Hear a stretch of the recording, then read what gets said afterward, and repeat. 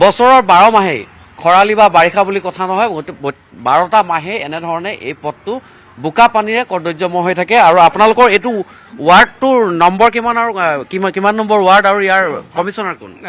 30 ward Mrigen Saraniya ward commissioner Mrigen Saraniya পৌৰপতিৰে mayor Mrigen Saraniya.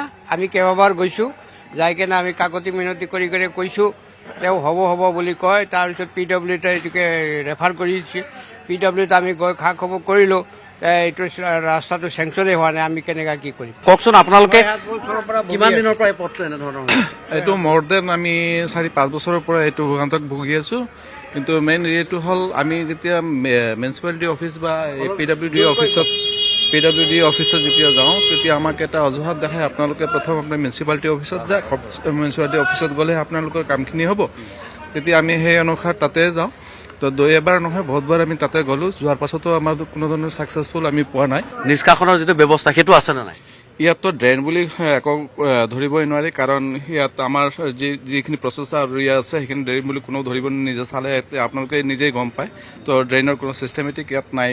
আৰু drain যদি থাকিলে হয় তেনেহ'লে আমাৰ এই ৰাস্তাৰ ওপৰত ইমানখিনি পানী উপলি নাহিলে হয়। নিশ্চয়কৈ এই ৰাস্তাটো আচলতে শক্তিগড় পথৰ এই অৱস্থা আজি নহয়, বিগত প্ৰায় 4 বছৰ ধৰি পেলাই এনেধৰণৰ এটা পৰিস্থিতিৰ সৃষ্টি হৈ আছে।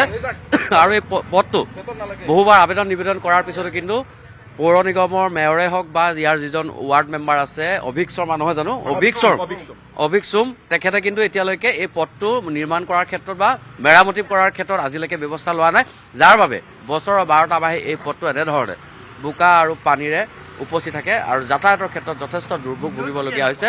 আৰু প্ৰতিগন্ধময় এটা পৰিস্থিতিৰ সৃষ্টি হৈছে ভঙাগড়ৰ কাষতে থকা শক্তিগড় এই পথটোত।